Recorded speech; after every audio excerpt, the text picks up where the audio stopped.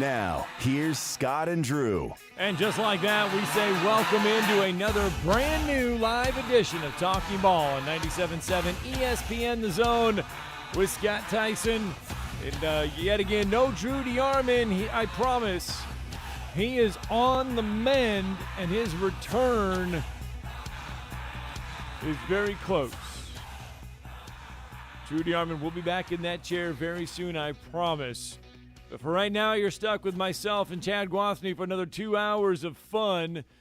And we have got a lot of great stuff to get through as you make your way into work, into school, wherever you may be headed on this Tuesday morning. I had to remember what day it was, Tuesday morning. And I mentioned we have some good stuff for you. Folks, I promise we're not just sitting here every day trying to talk about Jimbo Fisher. That's not our goal. Jimbo Fisher just keeps making it easy for us to talk about himself. Because Jimbo Fisher did a sit-down interview. Now, here's how this was set up. He did a sit-down interview. I believe it was taped on Friday.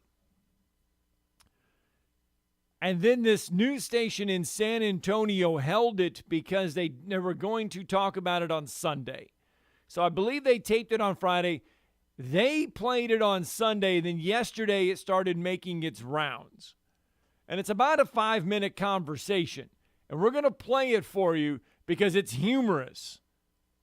It's funny. I mean, Jimbo Fisher is deflecting everything he possibly can. We're going to play it, and then you guys can weigh in on it.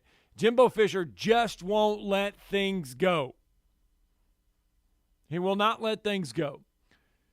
Justin Thomas then takes a shot at Jimbo Fisher yesterday with the Players' Championship Trophy. We've got to play that for you as well. Plus, we got to get you ready for the SEC baseball tournament, which, by the way, gets underway in 2.5 hours in Hoover. Right after our show, about 15 minutes after our show ends, you'll be able to hear the Crimson Tide Sports Network pregame coverage of the SEC baseball tournament as Alabama gets underway right out of the gates at 9:30. They're going to take on Georgia. Bama comes in the 11th seed. Georgia comes in the 6th seed. That'll be at 9:30 right out of the gates. The day's very first game. The dew's still on the grass. And we're going to have a little bit of SEC baseball tournament action for you. Actually, all day. Because after that, at 1 o'clock, you get South Carolina, Florida. After that, you get 9th seed Ole Miss, 8th seed Vanderbilt. And then to close it out, you're going to get 12th seed Kentucky and 5th seed Auburn. Right here on 97.7 ESPN The Zone. So make sure you download the app so you can listen to SEC baseball all day long if you want to. But again, right after our show, about 15 minutes after our show, the Crimson Tide Sports Network will take over and we'll have SEC baseball for you. Travis Reier will join the show in the first hour as we preview Alabama's run in the SEC baseball tournament. We'll get Travis's thoughts on how well the Tide are playing coming into today's game with Georgia. And then in the second hour, we'll delve into the entire field who has a great chance to win it this year. Does Tennessee go wire to wire? Do they win the SEC regular season? They have the best record. They won the East. They have the number 1 seed. Does Tennessee come through this whole thing and win this year's SEC tournament? Mark Etheridge from D1Baseball.com will join us in the second hour as we look ahead to the SEC baseball tournament. But as I mentioned, the phone lines, though, are open to you, 256-576-4977. We want to hear from you on a Tuesday morning. And so let's start with Jimbo Fisher because he just keeps making it easy for us to talk about Jimbo Fisher. Because sometimes he just won't shut up. Basically, he just won't shut up. He keeps talking. Listen to this exchange that he had with KSAT 12's Greg Simmons out of San Antonio. Name, image, and likeness. I keep saying this about recruiting, and I just researched this. Of the 11 guys we have in placing that came early, 1 guy has an NIL deal. Really? Yes. Just one? Just one. All these stories you're hearing are complete lies. Well, now, Because what happened over the last 48 hours? Nothing, and it never happened before. Because it was written on social media, and it started with the Bro Bible sliced bread deal. Right. So everybody believed it. And Nick, all the people obviously believed it. I went and checked with our compliance people because we have nothing to do with it. One guy. Of the 11? Yes. The early enrollment. Of the early enrollees. Yeah. Of the early enrollees. Gotcha. So that said, what is all this dust up about then? Great point. I've just got to ask you, were you shocked that this came up because you just told me you only had one? I said that about a while ago. It's like, that's why I made the original one back in February when they said we had $35 million in a thing. That's all false. It was written on social media so everybody believes it. And you got news channels believing it. Hey, big people believing it. And you believed it. Well, and Nick Saban believed it, obviously. Well, he's not news. You're news. You're media. Do you guys not research? But I'm asking you, did you do your research? You just... No. See, you can't answer. So you just assumed. And that's the way this world goes now. As soon as it's written on social media and someone says it, you believe it. So where does that put you as guys as reporters? Where does that put coaches like Nick Saban who know better, if that's the case? Where does that put reporters at? So you're defending Nick Saban? No, I'm asking you guys to Okay. put it out in the media. Just hold on. I ain't getting into this. No, I understand, but I just wanted, is this change? It's because social media and media put it out. I got it. Mm-hmm. You believed it. You just asked me. Sure. Does that change anything? What's it change? Nothing has changed in the beginning. Truth. What's the truth? Nobody wants the truth. You want a story and a click and a hit. What's the next question? See, I threw you off your game right now. Well, you're off your game. You're out of questions. Definitely not out of question. Well, how does it? Just let me handle it. Why would he make that accusation, though? If it's Why did you make that accusation? I didn't make any accusations. I don't know. You have to ask him. Has he apologized to you at all? No, we haven't talked. Would you accept his public apology? I said we're not talking. But he publicly apologized. Do you accept that? I didn't read it. I don't read social media. We said it on Sirius XM, but whatever. I don't listen to radio. I don't listen to that. Gotcha. That was Jimbo Fisher. Okay, so Jimbo Fisher went and did the research himself and said only one player of this Texas A&M recruiting class got an NIL deal. One player got an NIL deal. Yeah, and then was like, did you go do your research? Yeah, but the 10 other players that actually got paid, those weren't NIL deals. That was just money in their pockets.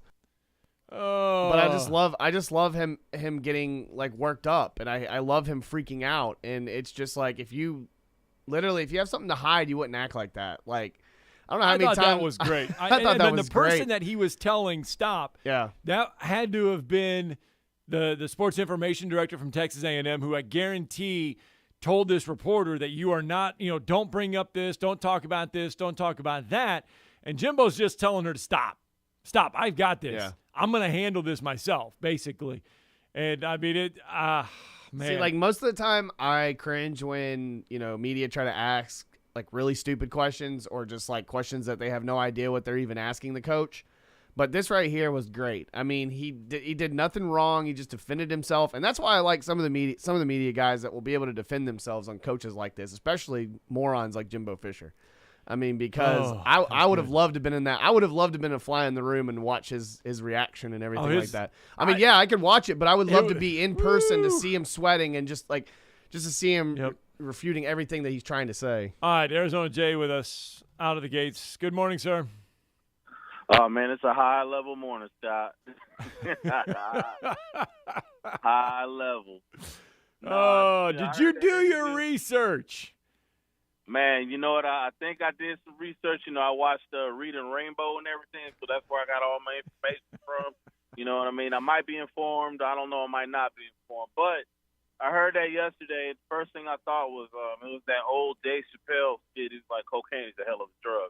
'Cause that's what it sounded like. That's what it sounded like. It sounded like somebody come in the room and like, hey, Jimbo, are you high on drugs? I'm not high on drugs. Are you high on drugs? You know what I mean? It's just back and forth. And I mean, really all the man has to say is, yeah, I paid these players. Do something about it. If you can't do anything about it, you can't because I have this loophole that you can't get through. And you know what? If you can't do anything about it, keep our names out your mouth, and just drop the mic and walk out the room. Well, That's see, it. what Jimbo said was, Jimbo said, we don't have anything to do with this, okay? Then he went to the compliance office and asked them if any of them have NIL deals. Well, if Texas A&M doesn't have anything to do with it, the compliance isn't going to have anything to do with it. So the compliance isn't going to know if 11 guys have NIL deals, are they?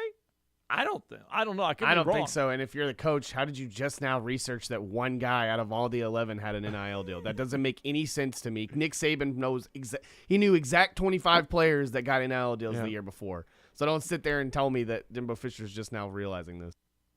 Well, I mean, the fact that we're all even like calling them out on it, which we don't even need to do it because we're not stupid. It's almost like you need to be fired for insulting everybody's intelligence like this because it's highly disrespectful. And the thing about it is, dude, it is legal. Why are you making up all this stuff?